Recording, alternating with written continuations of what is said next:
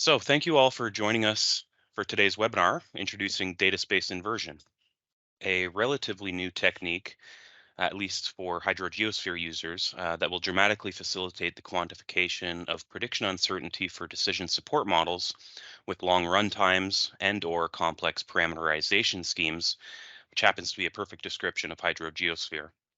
Today's presenters include Dr. John Doherty, who will provide a broad introduction to the data space inversion technique, and Dr. Hugo Delottier, who will present an example of the DSI technique applied to a HydroGeoSphere model.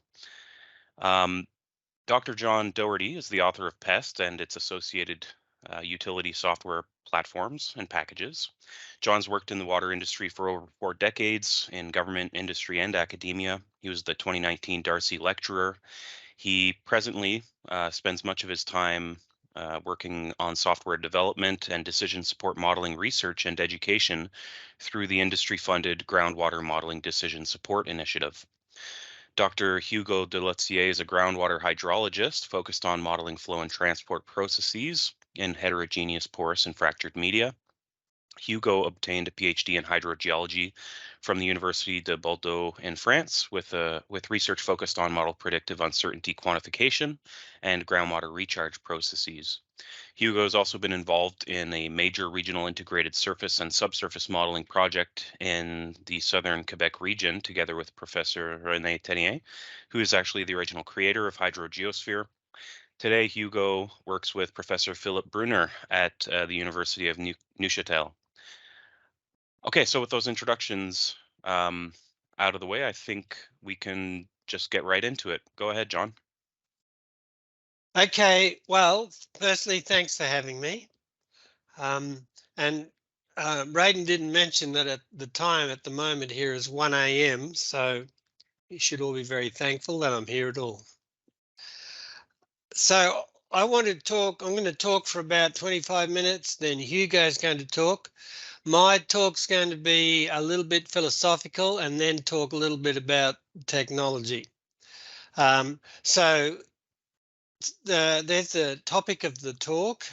It's about when you've got a complex model, how can we live up to the decision support imperatives of quantifying and reducing uncertainty?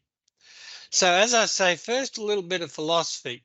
So presumably, why are we modeling? And in particular, why are we building such a complex model as HydroGeoSphere?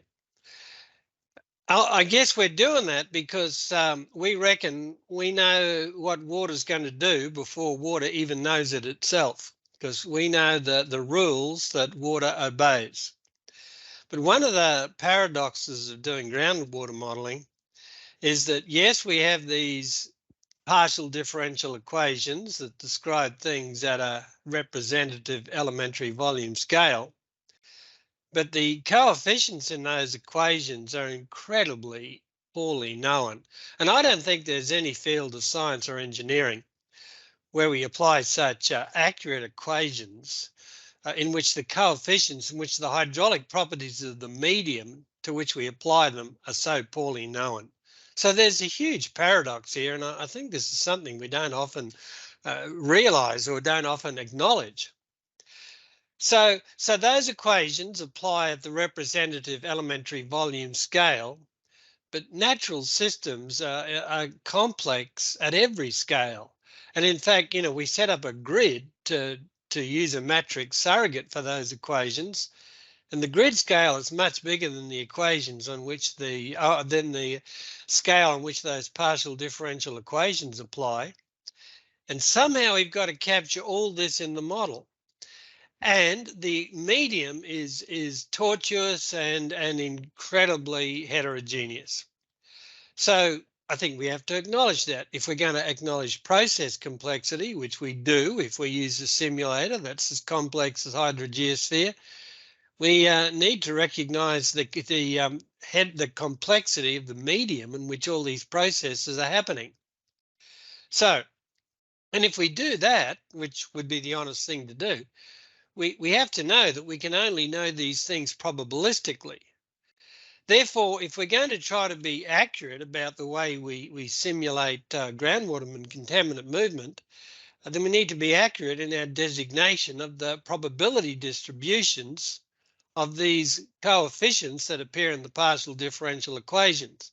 Now, being accurate about this is an impossibility. We can't characterize these prior probability distributions properly.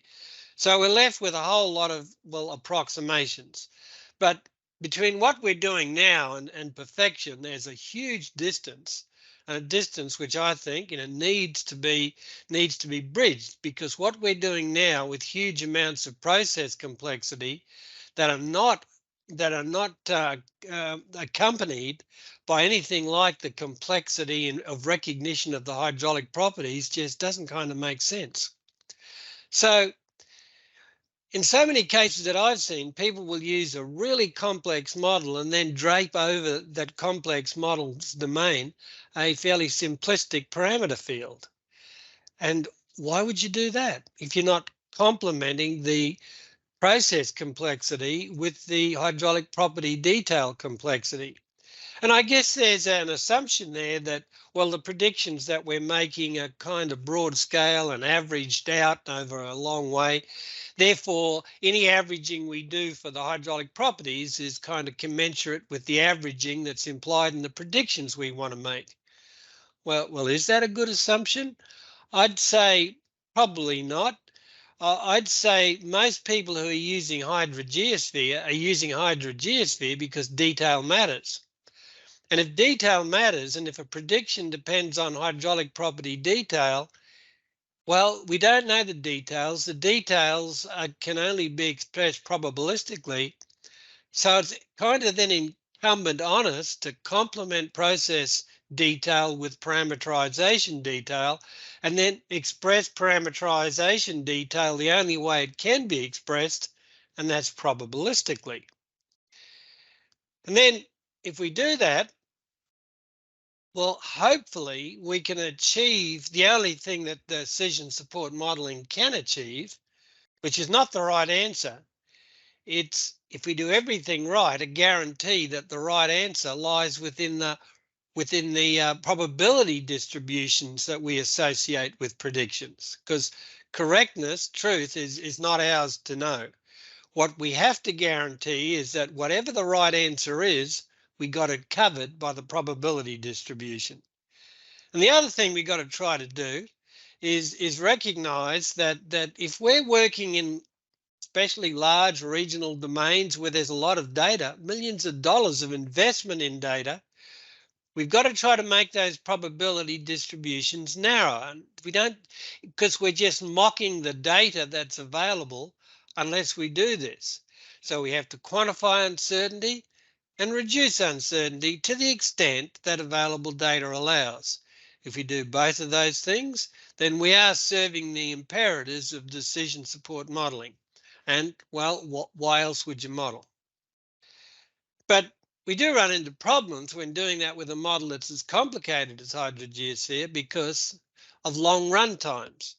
So the idea that we can adjust parameters, that we can calibrate this thing, or that even if we use ensemble methods, which really become the only viable option if you've got long run times and parameter complexity, even there, the run times that are required just mightn't be able to do that with HydroGeoSphere.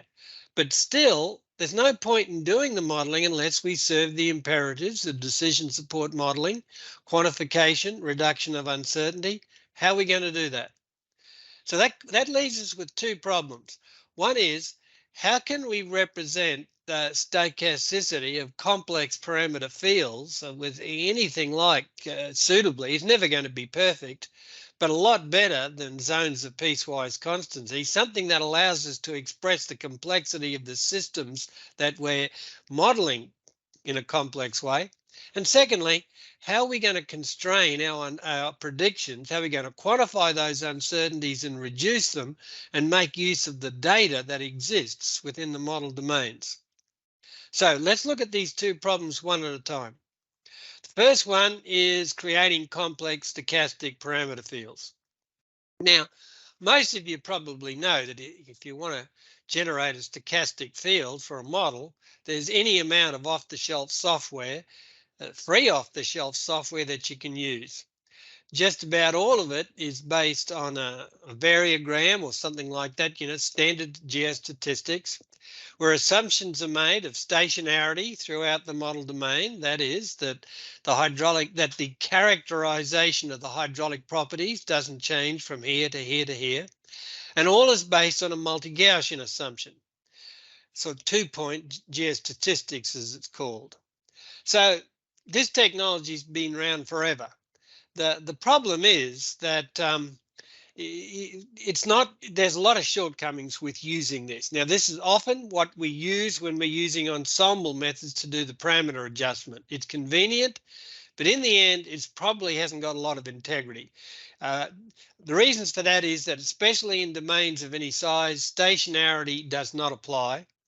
And secondly, the multi-Gaussian assumption doesn't apply. In most areas that we work in, what matters is hydraulic property connectedness, and the multi-Gaussian assumption cannot represent hydraulic property connectedness.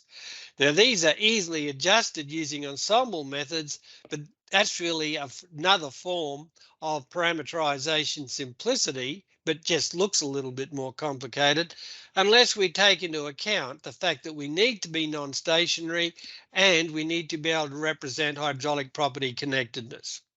So what other options are there? Well, a lot of you are probably familiar with things like tprogs, which allows you to do come up with parameter fields that look a little bit more like pictures of the subsurface, or at least what we imagine to be pictures of the subsurface. Or perhaps things that can directly simulate connected geobodies. So we can have, like Hugo is going to talk about a LUS sim, where you can directly simulate the connectedness of alluvial channels. Or there's fracture generation networks. Now, here we've said, all right, connectedness matters. Let's generate connectedness. The problems there are, they're, I guess, realistic, but still, a model domain of any size, probably not, because they're always fairly local features.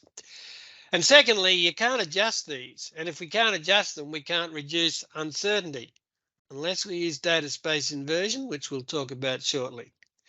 But more to the point, this intensity of geostatistical characterization may be okay for small model domains.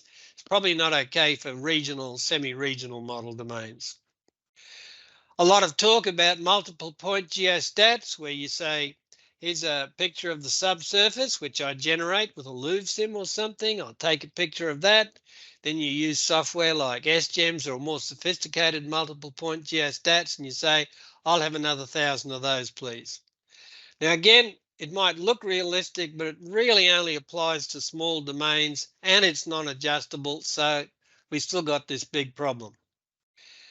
Now, one thing I've been working on lately is actually an idea that's pretty old, but hasn't really had much uptake, but is just beginning to have a little bit more uptake now. And this is the way of generating stochastic fields, which it's not realistic because nothing's realistic, but it's better and it's applicable in regional model domains. It doesn't rely on stationarity. It's fairly quick and easy to do, and could be something that's available to us for representing complexities of hydraulic properties. So the idea is this. We've got a model domain here and we say, well, let's draw a geological mud map. And I think one of the big problems in groundwater modeling is the distance between geological knowledge and what goes into a model. So let's acknowledge that this domain is complex. Hydraulic properties are complex. And perhaps we could say over here, there's a connectedness, spatial correlation of this length in this direction and this length in this direction.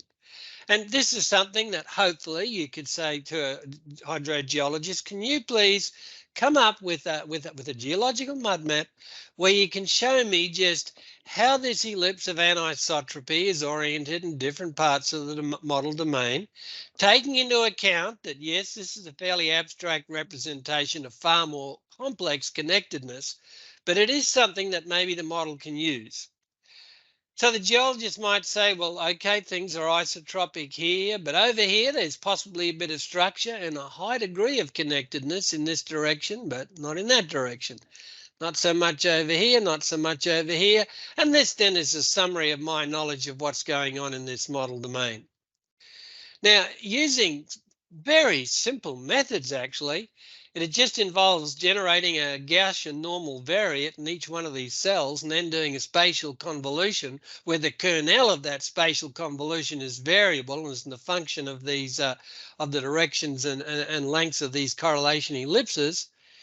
In no time, you can come up with this. So here's 5 different realizations of a, I'm not going to say realistic, but it's a lot more realistic than just about anything else. Realistic and fast and can be applied to regional model domains.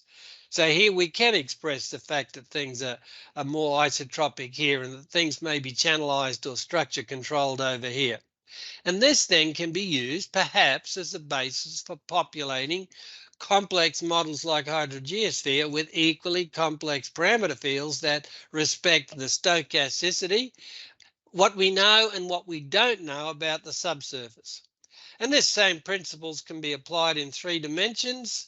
I think there's a lot of applications for this in mining areas where, again, you can generate complex hydraulic property fields where anisotropy, where stationarity is, well, so 2022.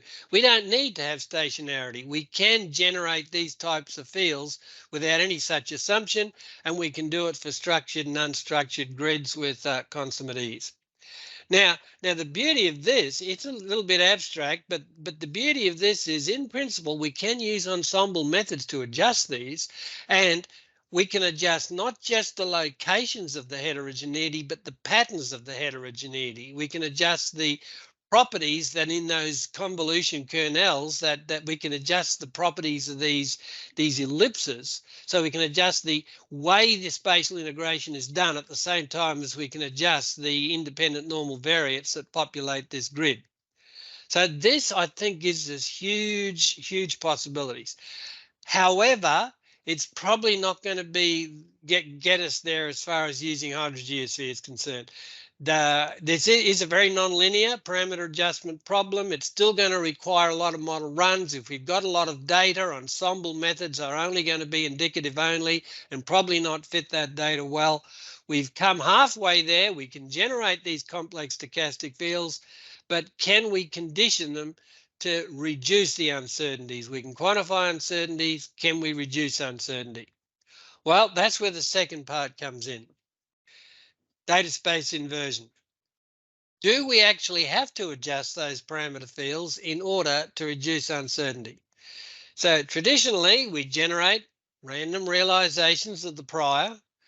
We then, using something ensemble smoother or something like that, we adjust those. And then we can quantify the posterior uncertainty of any prediction we care about. With data space inversion, we say, no, we can't do that. That'll take too many model runs. The model's a bit unstable. But we can still quantify and reduce predictive uncertainty, but we don't have to go through the calibration or history matching route. So the way it works is this. We generate random samples of the prior. Now, it can be used, these random samples can be generated using the technology I just spoke about, or these can be categorical parameter fields. These will never have to be adjusted. So they can involve faults or not faults in this place or that. Nothing has to be adjusted. They can be samples of priors from different variograms because we don't know the variograms.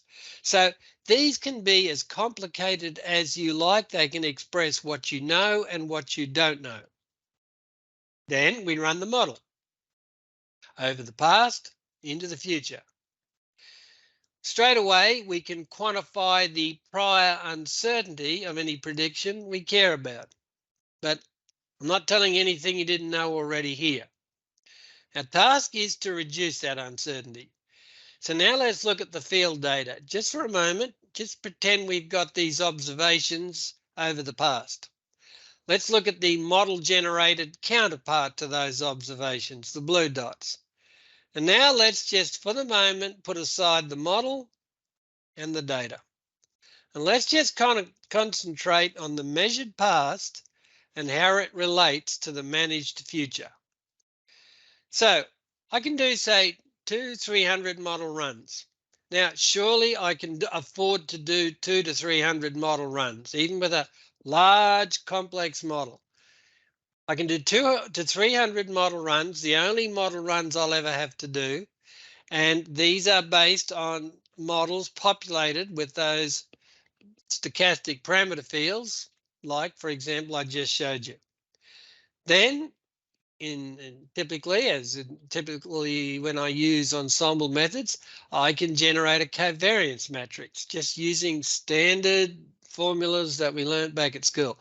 But this time, I'm building a covariance between the measured past and the managed future, just using simple formulas. S is the predictions I'm interested in. O is the model outputs that correspond to field measurements. So I can build up this empirical covariance matrix between the past and the future, do a little bit of SVD magic on it. I can take the square root of that covariance matrix, and I can come up with, believe it or not, a surrogate model. Now, this model will take about 0.01 seconds to run. And it's not too hard to show that the statistical distribution that relates model outputs corresponding to field measurements with predictions calculated by this model is exactly the same as the statistical relationship produced by the big model, HydroGeoSphere, based on those stochastic fields. This can substitute for HydroGeoSphere in linking the past to the future. So now I've got a new model. It's got its own parameters, which happen to be independent, normal, standard deviates. Very simple. Model outputs under predictive conditions, past conditions. And when I come to do my history matching, when I come to do my conditioning, I use this model and not the big model. I'm bypassing parameters. I'm going straight from the past to the future. So there's my relationship between the past and the future. That allows me to look at the prior. Now I bring the data back again. I use this to calibrate this model. That can be done using an ensemble smoother or Markov chain Monte Carlo, or you can sort of do the Bayesian history matching thing. It only takes a 0.01 of a second to run, so this is trivial. And there's my posterior probability distribution. So when I make a prediction, that prediction is conditioned by the past, and its uncertainty is quantified and reduced. So this has obviously huge potential.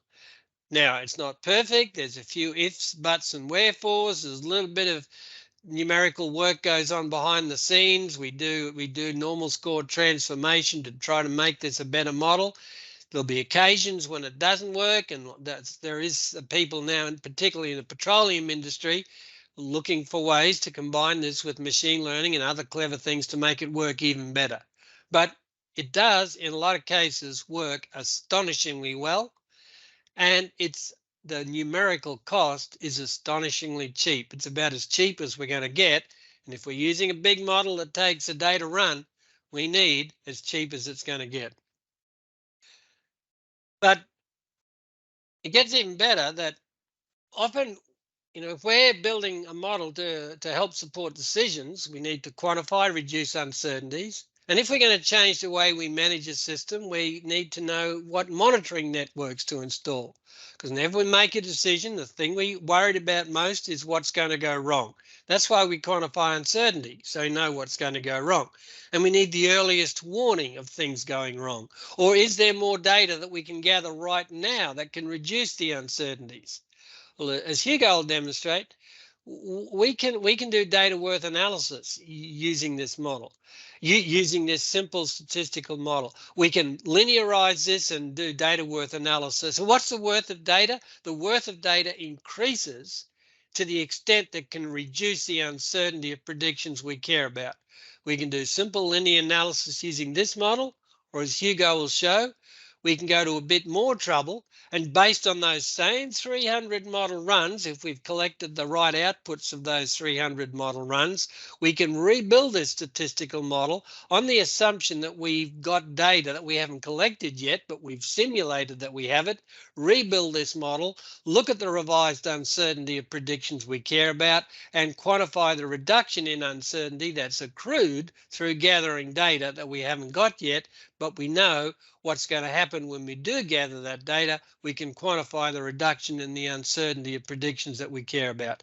And this can all be done still based on those same 300 original model runs, so it's numerically very quick. So, is data space inversion perfect? No, nothing's perfect.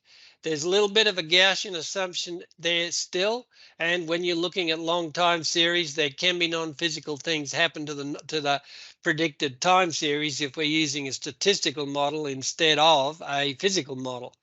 Now, sometimes that's not going to worry us too much. Sometimes it will. There again, people are working on making this better, but the potential here is enormous.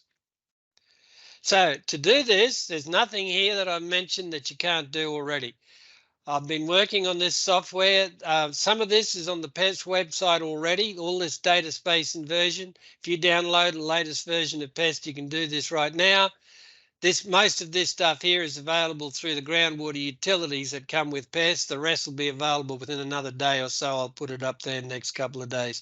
So nothing that I've talked about that you can't do using software that you can download for free.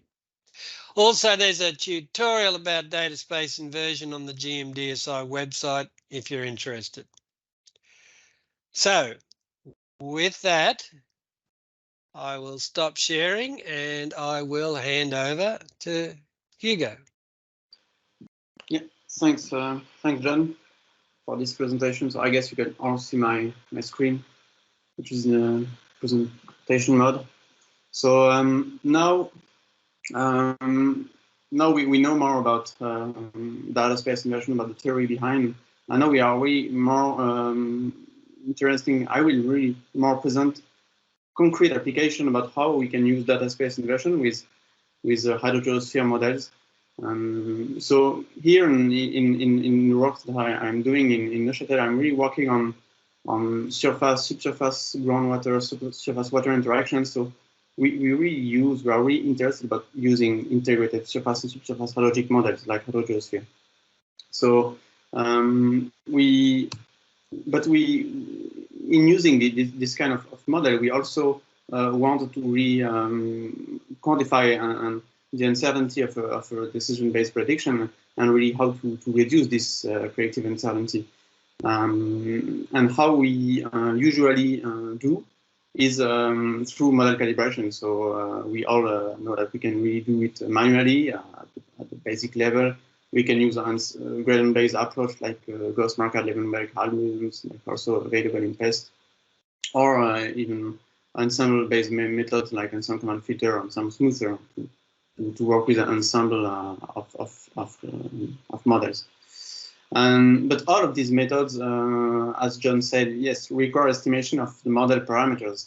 So when we work with complex parameterization and long time models that take long time to run, it's not always practical to use these different methods.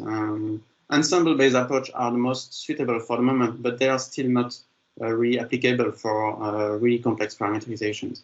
So this is where we really struggling about how we can use a different kind of approach to work with complex models and parameterization.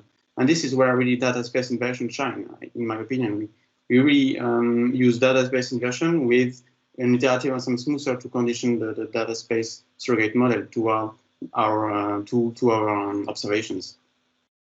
So yeah, this method is relatively new. It was recently introduced in 2017 and refined 2020, but it's not really not yet really applied in groundwater modeling. So we really want to share this to you to better use this data space inversion on groundwater modeling projects. So here the DSI is not used for parameterized estimation, but only for uncertainty quantification. But in the end, it's what we want to do with decision-based model. We are really focusing on quantify the posterior distribution of a prediction and possibly reduce this uncertainty with observations that we have in the field. So here there is a high potential to use it with existing models that takes really long time to run. So the first application where we illustrate data space inversion is I will have two different applications, and the two are based on a synthetic test case, but a different level of complexity. In this first case, we are only focused on flow modeling. So we have here a synthetic model that aims to represent a stream aquifer system where we have a stream in blue here that is explicitly simulated in HydroGeoSphere thanks to the coupling approach. So we have a stream with an inflow queue here that we have that we impose as boundary condition. We have head-dependent boundary condition at the right and the left to impose a groundwater flow direction from right to left, no flow boundary condition on all other sides, and critical depth boundary condition, of course, on the overall flow domain at the end of the model to let the water exit the model. And we have a total of 8 observation wells, set of 8 observation wells, randomly sparse over the alluvial plain, and 2 different pumping wells that we pump water from the ground. But because of the high connection between the stream and the aquifer, so we have a losing stream condition. So the well is indirectly pumping water from the stream, capture water from the stream. So we have a transient model that is running in transient to reproduce a reduced pumping experiment to create transient stress into the system. And we have 2 prediction of interest. So here we suppose that we set up this model to estimate the fast travel time at the wells, the 2 wells, and the stream infiltration flux along the stream, along the stream that we simulate. And inside, we populate the hydraulic properties based on more complex buried paleochannel structures where we have high K values inside these buried paleochannels that mimic preferential flow paths that we can find in alluvial systems, compared to the hydraulic properties of the aquifer, which is generally less important. And this model running in transient for simulating flow is running in about 15 minutes. So it's still something, but it's still something which is not really tractable for using more complex parameter estimation methods. So we start to use DSI. So for that purpose, as John said, we first generate prior realization of hydraulic properties distribution. Here, some different realization of buried paleochannel structures. So colored according to the K values. So the more red it is, the more higher are the K values. And so we have here some illustration of some realizations. We have 100 realization of this prior realization of paleochannels, and we like this we construct our prior realizations, which is for us our best knowledge of what we know and what we don't know. And then we run the model forward for all of each of these realizations. So we have here for the 8 observation wells, the simulation of hydraulic heads at these 8 observation points for each priors. And the priors, these priors are colored in gray. So in gray, you have all the 100 realizations of forward model executions. So this is all what we need at the moment. We just use a HydroGeoSphere to run this forward simulations. In red, you have synthetic observations that are being generated with one of these buried of these realizations. And then the objective here is to condition this forward model simulations with the observation data with data space inversion. So then from here, we just build a data space inversion surrogate model, and we quantify uncertainty by conditioning this surrogate model against the observations, the synthetic observations that we have. So if we look at the right side of the plot here, in 3 minutes, with no parallelizations, no model parallelizations, we just obtain and we generate our posterior distribution of the two different predictions. So in the upper side, you have the travel times estimated for the 2 wells, and in red, it's the true value. So in our case, you can see that the true value, the red line, lies within the blue shades. So that's first a good thing, because in our uncertainty, posterior uncertainty, we are able to capture the true value. So that makes these estimations good and relevant. And for the 2 predictions, so for the fast travel times and for the surface water infiltrations. And then we compare this data-based inversion conditioning to a more traditional approach.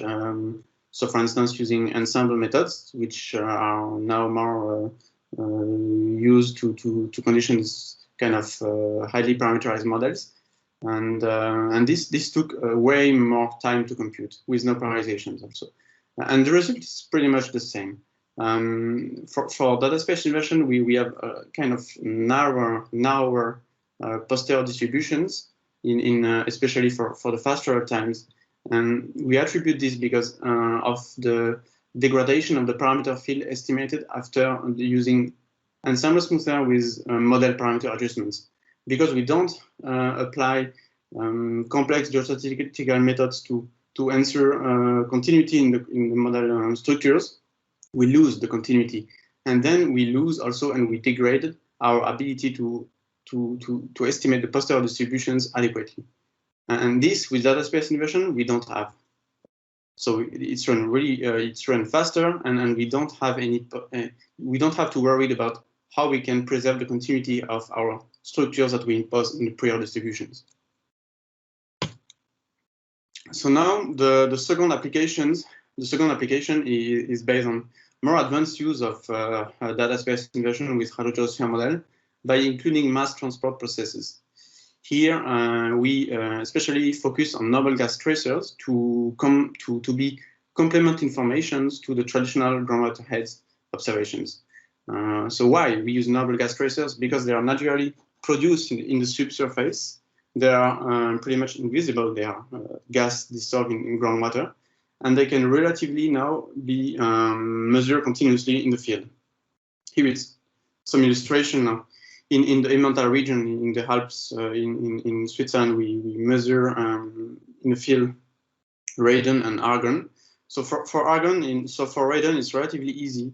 For argon 37, it's still more challenging because we need a lot more of water to sample to have a good estimate of argon 37. But still, it's something that we perform in reality. So we include this noble gas tracer into the data worth analysis. And we can also consider conservative tracers like helium that can be injected in the stream. And we use this conservative tracer as an artificial tracer, and we follow the concentration of helium in the groundwater in different wells that we have in alluvial plain. So the goal is here to induce a transient information into our system to have more information about groundwater surface water exchange fluxes and our different mixing origin of water. And we combine all of these complement information with an explicit simulation of tracers into HydroGeoSphere. We don't want to interpret this data indirectly by using more simple model.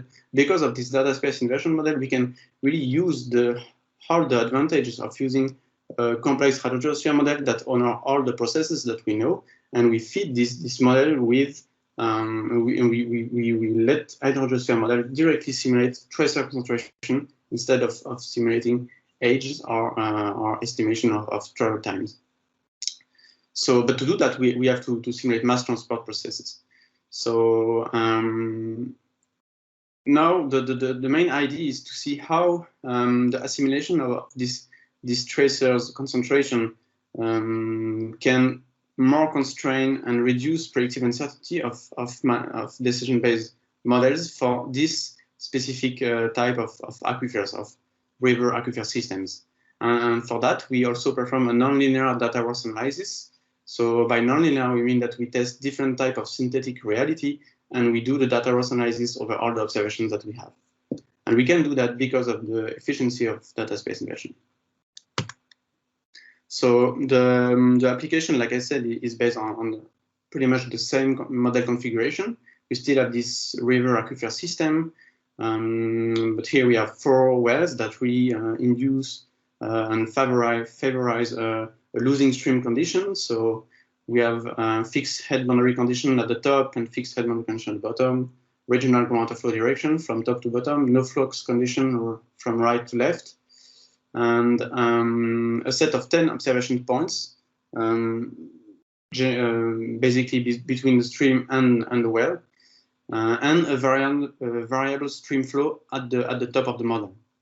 And we are here focused on 2 predictions, especially how the model can predict the concentration of an hypothetical pollutant that occur in the stream, and also how the model can constrain the infiltration fluxes along the stream section. So this is an illustration in 2D, but it's still a 3D model. And here it's an illustration of the hydraulic forcing for the stream flow. So we have now a transient hydraulic forcing for stream flow from low flow period, about 1 cubic meter per second, going really high flow or really high flow period for 40 cubic meter per second. So in alpine regions, we really have this kind of strong transient dynamics in the streams, and the streams are hydraulically connected to the aquifer. So the transient information is really important here, and this is where we noble gas tracers can really also be useful for us. So we first run the model in a long period, spin-up period, to initialize hydraulic conditions and transport conditions. Then we have an history matching period about 50 days.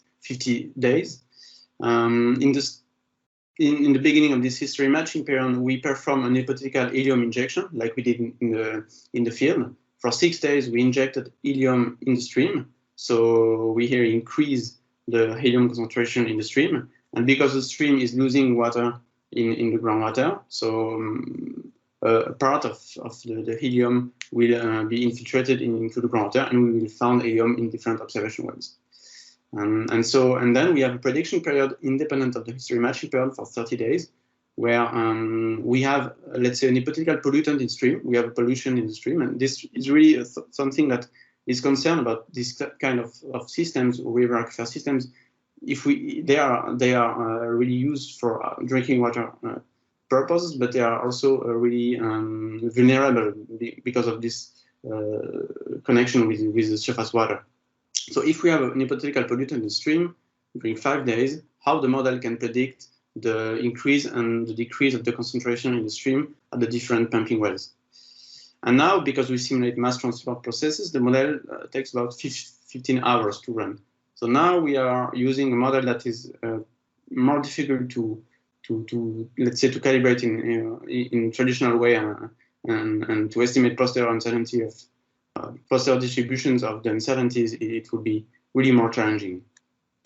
So now, first thing, like before, we generate the priors.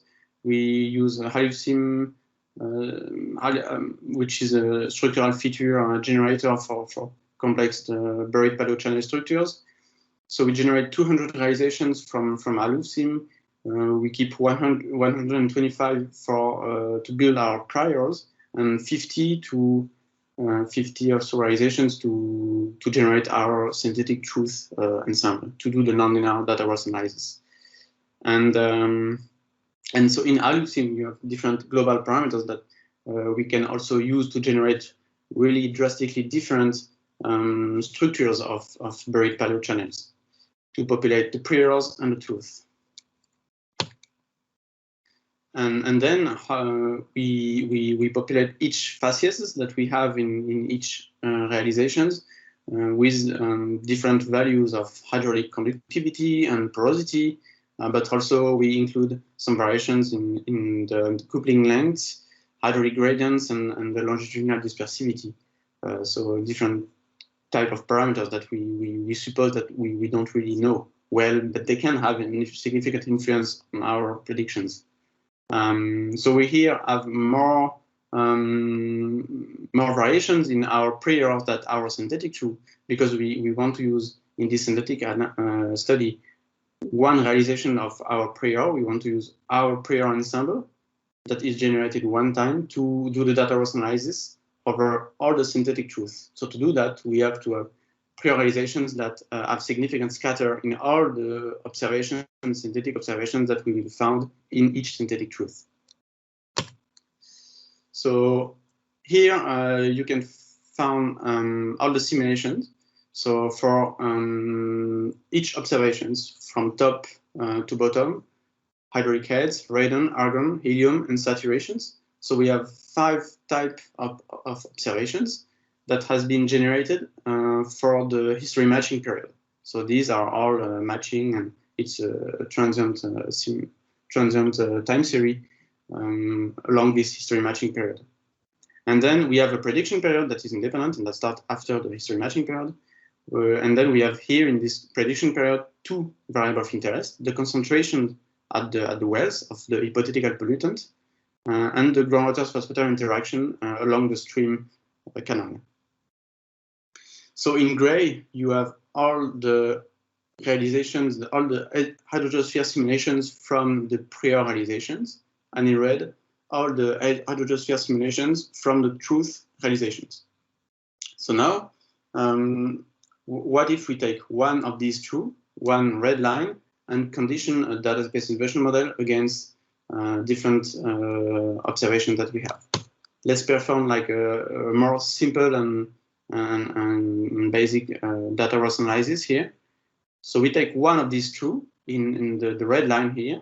So at the top you have groundwater water exchange fluxes, and then the simulated concentration of the pollutant at the 4 wells. So these are all our predictions of interest for our decision-based model.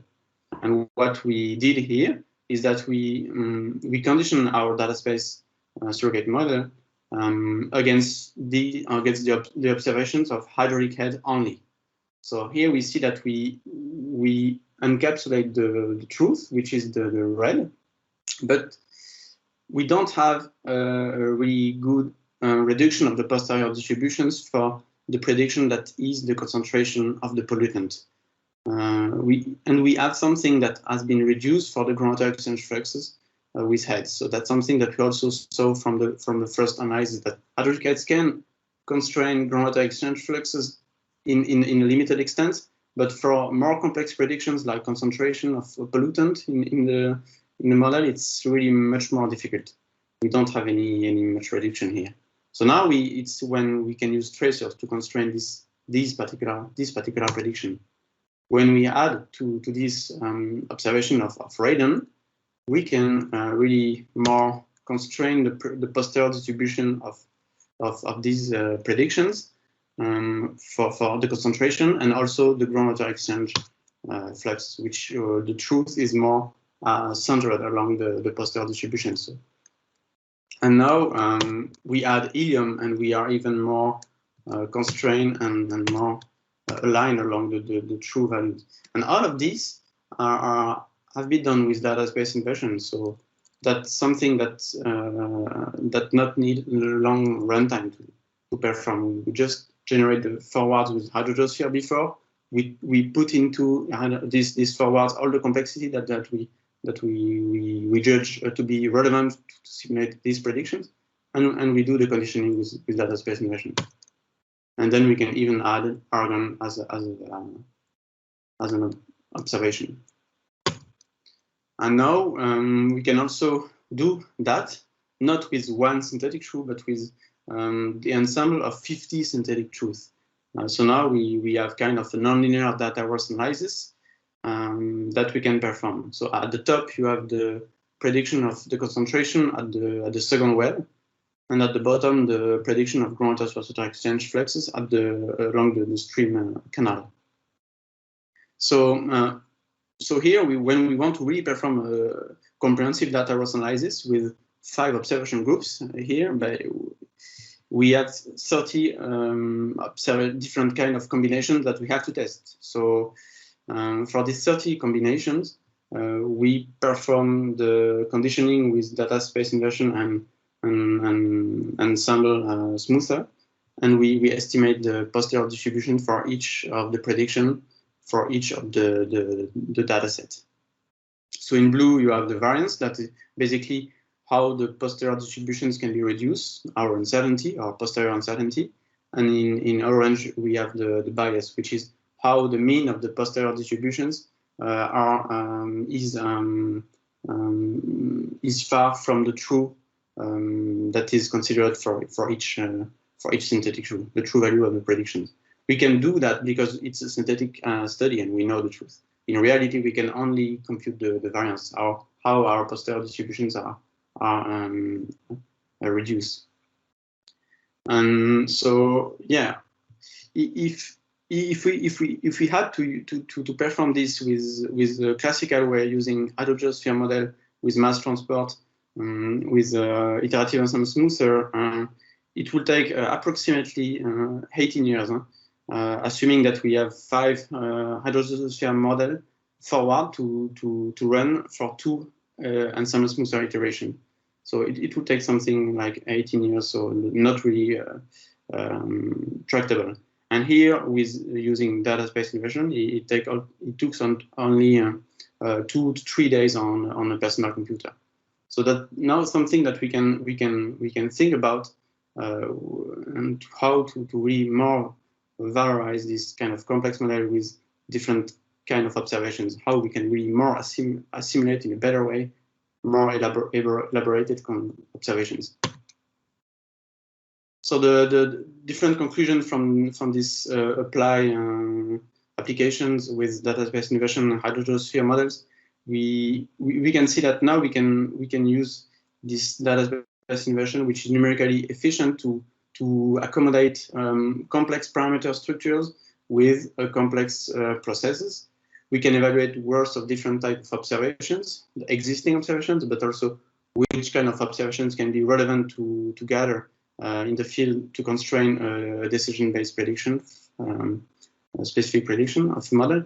And yeah, how we can also include a wide range of uncertainty. That's something that we John mentioned, but that's really something that we can now use and that's really the main advantage I see with data space inversion, that we can, if we don't have an idea how the system is, we can generate complex heterogeneity distribution of the model. We can also generate in a prior homogeneous distributions. We can add fractures on it. We can add boundary condition variation. We can add or remove some processes. We can really have a more complex prior to be conditioned. And because we don't have to re-estimate the model parameters, we can do that. But the disadvantage, of course, is that we don't have any posterior estimation of the parameter field. So we may have a limited understanding of what kind of parameter field leads to an unwanted prediction. And of course, we have to generate some prior probability distributions, but that's also something that we have to do with all the ensemble-based methods.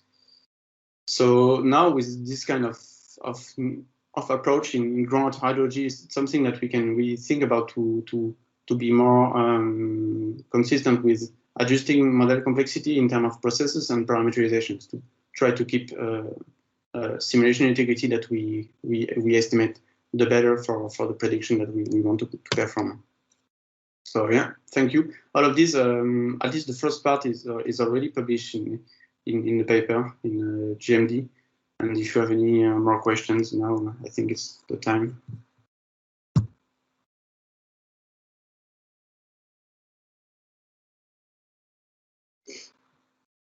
Well, thank you, Hugo, and thank you, John.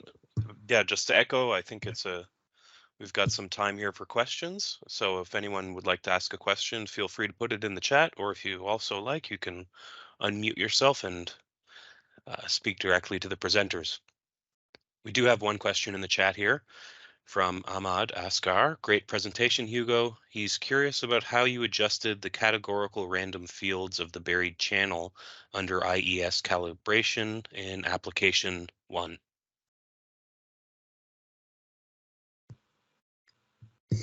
Yeah, thank Ahmad for this interesting question. Yeah, of course.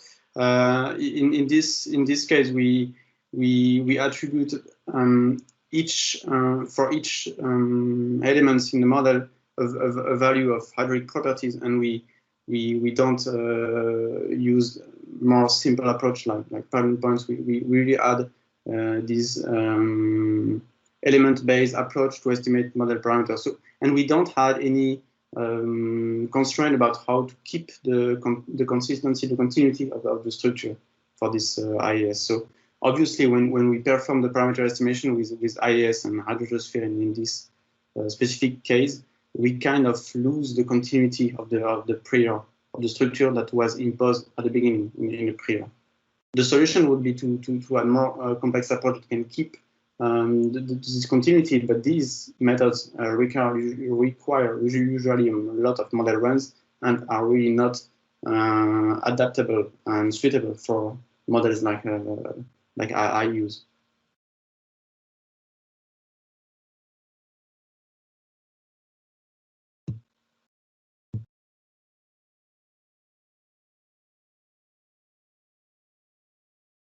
Any other questions?